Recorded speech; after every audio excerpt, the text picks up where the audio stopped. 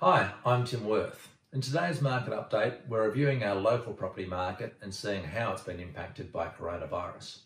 And it's safe to say our local property market's been fairly resilient this year. We break the year up into three chunks, the period up until late March, prior to the ban on open for inspections announced on the 23rd of March. That 5-odd week period of lockdown where open for inspections were banned, and then what's happened since then.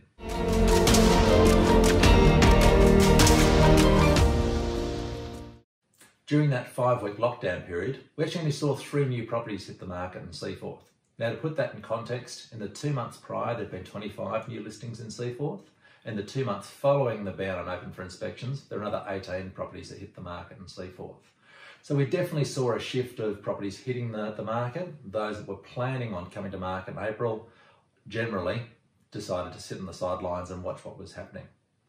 So assessing days on market again over that period of time, prior to the ban on opens, we actually saw a typical days on market in Seaforth at 28 days. Now, days on market is a data point I like to use to help give us a health check on what's going on in the marketplace. So if we look at the 10 sales that actually happened in that 5-week period, we saw an average days on market move out to 39 days. Assessing the year overall, we're sitting at 41 days. And if we look at the properties sold since April, we're seeing an average days on market at 51. Now, looking at what's currently available for sale, the property the longest days on market is now over 300. And looking at all properties available for sale at the time of recording, we're seeing an average of just over 80 days. So safe to say with those data points, we're going to continue to see the average increase over the year. If I project forward and we assess the properties that list from spring forward, I'm actually expecting that those average days on market will start to come back down. Interestingly, the sale with the longest days on market recorded this year is actually a record price for Seaforth. 41 Battle Boulevard sold for $12.95 million after 236 days on the market. Now that's a 56% increase on its last sale back in 2007. So if we look at the compounded increase over that 13 years, it was actually 3.47%. So a healthy overall increase, but a lower than expected average increase from my perspective.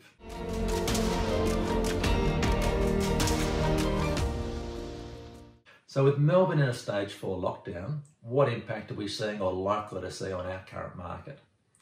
We're definitely seeing a little bit more caution creeping back in with buyers and people taking the time to really think through their decisions and what impacts they might be having with their employment and so on and so forth. But overall, we're actually seeing dramatically more people looking to purchase than we are properties coming up for sale. And I don't see a likely change in that ratio anytime soon.